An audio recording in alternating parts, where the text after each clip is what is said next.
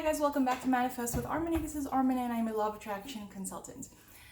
Today's video is I'm making a couple videos today like I usually do. I usually make them in batches, as you can tell because I'm wearing the same stuff in a lot of my videos. So let's see, the question I want to answer in this video is, okay, it says, let's see, hold up on my computer. Okay, Lisa Murray asks, Abraham says you can't create in another's reality, and Neville says you can. Why are they conflicting?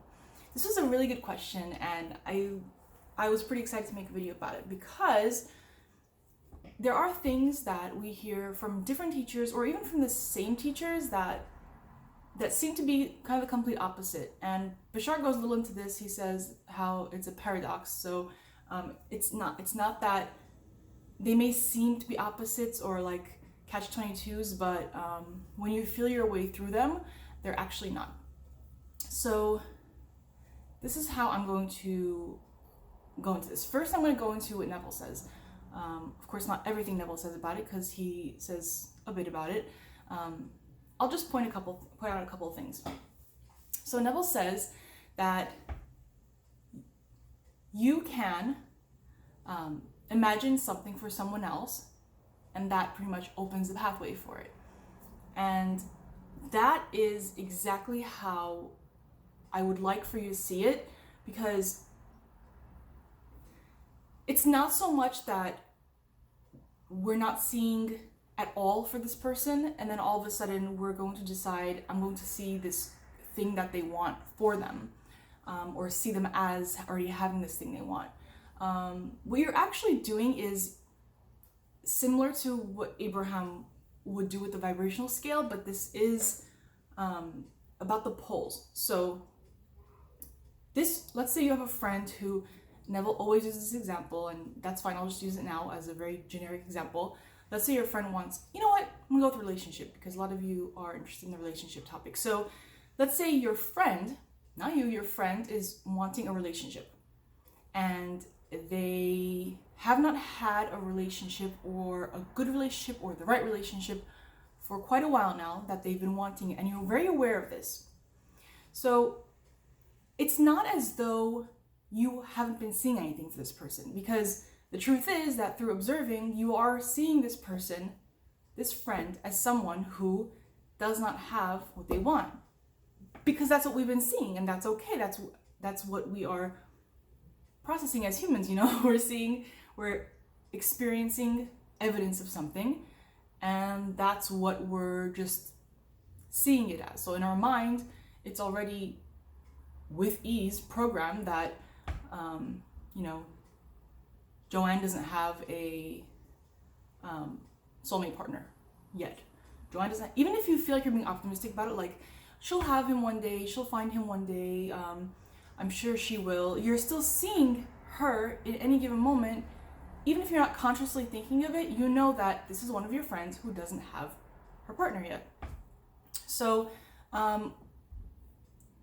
like Abraham says, I'm going with Neville's, I started Neville's approach, but of course I'm going into Abraham's approach because everything is tied together. And explaining it that way is I think the clearest way to explain it, although it might seem confusing. Okay, so Neville says you can imagine something for someone and it will come to pass, right? So we may hear that as, like I said, we're never imagining anything for this person. All of a sudden we're going to now decide to see them as having this relationship. The truth is that there's this pole, imagine a stick. One end is the not having it, the other end is the having it. We've always imagined the stick for this person. We've always had this relationship stick for this person. And we've just been looking at the side that says they don't have the relationship. So what we do is we turn to the other side of the stick. And instead of seeing them as the friend who doesn't have the relationship they want, doesn't have the ideal relationship, you now see them in that subject as the one who does have the ideal relationship. So that's really what you're doing. And that's how Neville's and Abraham's technique of seeing something or speaking something for someone else, whether you can or cannot do it, that's really how they come together. Because now I said Neville says we can do that and see something for a person and it will come to pass. But Abraham says you cannot make someone change their vibration. You can't manifest something for another person. You can't force someone to accept their own good. You can't. You can't push someone, whether forced, by trying to convince them and seducing them into it with your words and your wise teachings, right? And you also can't force them into it with your thoughts for them. However, you will help rather than hinder their journey of being in the receiving mode by, like I said, seeing them on the end of the stick that they prefer. So you're not hurting anybody. And like Neville says, you don't have to ask permission to see them as the version of themselves that they are wanting to be. So can you see someone for something? Can you send them thoughts and have it manifest in their life? Yes, we have that ability to contribute greatly to that. But it's not what you think. It's not it's not like a spell or this action you're taking that's out of nowhere now allowing them to enjoy great things that they weren't enjoying before. You will be inspired to see their good for them when they are in the vibrational vicinity of the receiving mode. So that's so important, and that will make sense to a lot of you. If they are totally far from the receiving mode, then you are not even going to feel the impulse, or are not going to feel compelled to see it for them, for logical reasons and for intuitive reasons. And those two aren't necessarily different things, but first of all, when someone's whining and let's say bitching and moaning about what they don't have, that they want, or what they have and they don't want, what's going to happen is you're probably going to be repelled from them, and you're just not going to want to hear it, or you're going to be thinking, this again, And what are you doing in that moment? You're actually seeing them as the person who is, crying about having what they don't want or not having what they do want.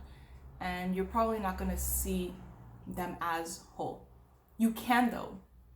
And you'll know when you feel that urge to do that will be when they are on the verge of being in the receiving mode.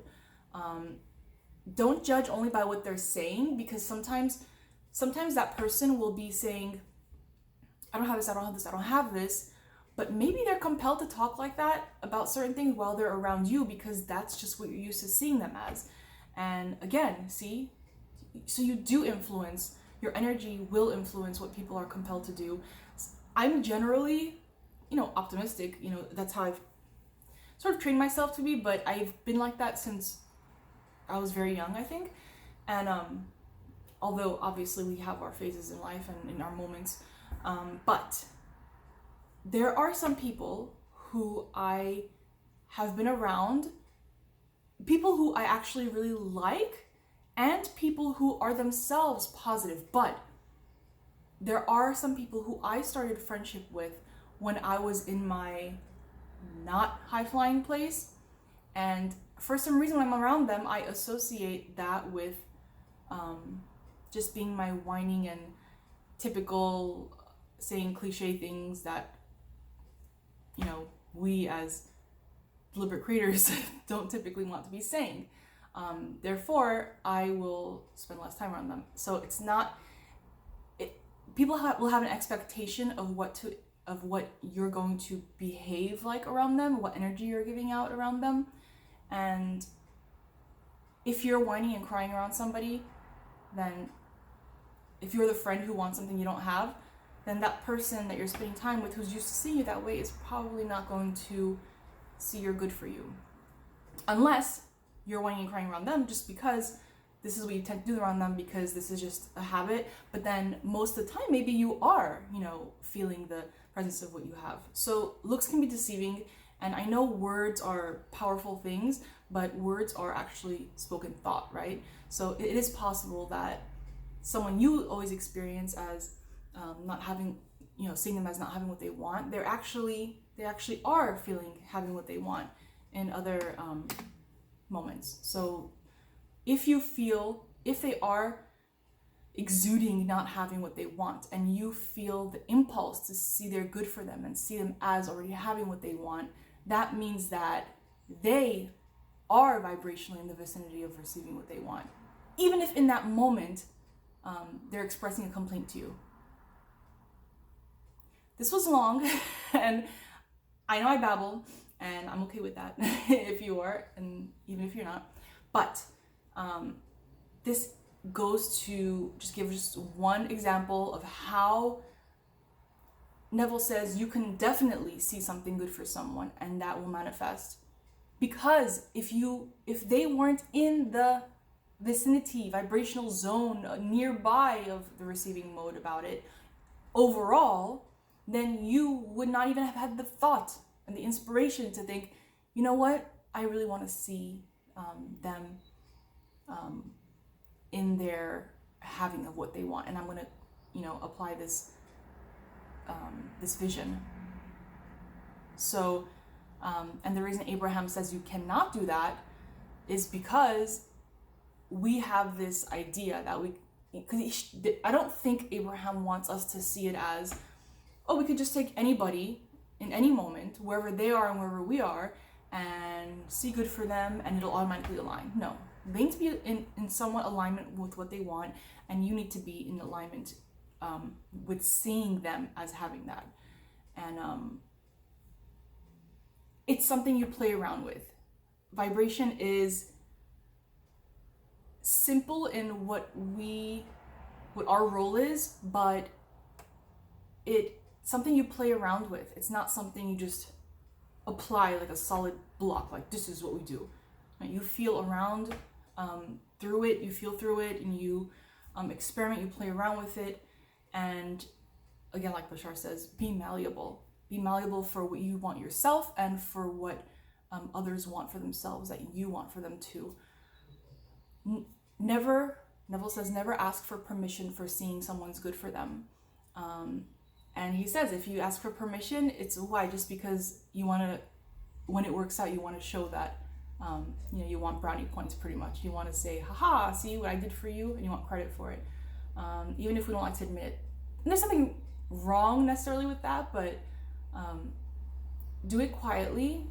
If you're experimenting especially, do it quietly within yourself, see good for others, and what that really means is from that point on, you see them as already having what they have, what they want. And if you've achieved that version of them in your mind, then they actually won't be complaining around you anymore, or they just won't be around you anymore until it manifests, and it'll happen quicker than you think. There you go. So really, really, really, really good question, Lisa Marie. Thank you for asking it. It's no surprise there. It's something that I've had also been thinking about for the past week. I was thinking, that's kind of interesting how I believe, Abraham and Neville's teachings are the same, because they're talking about the same law. It's just different perspectives of it, because different people need to hear things in different ways and from sources that they feel more aligned with, or that resonate more with them.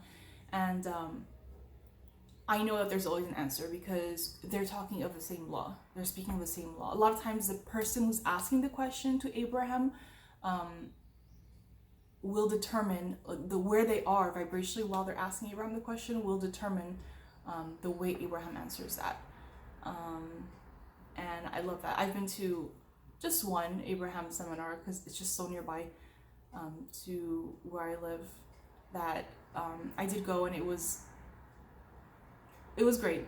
And the ease that you feel when you're there, when she's well, when Esther is speaking, when she's speaking Abraham, it's like there's, as important as the questions and topics at hand could be seen, the way she answers them with such ease, you can tell that there's something that's tied to all of us, a lightness that's tied to all of us, that's actually answering the question. Okay, thanks, Lisa Marie. If you guys have any more questions, please comment with them below. If you like this video, please click like. If you'd like to subscribe and you haven't done so yet, please do. That's it for this video, and I will see you guys next time. Bye.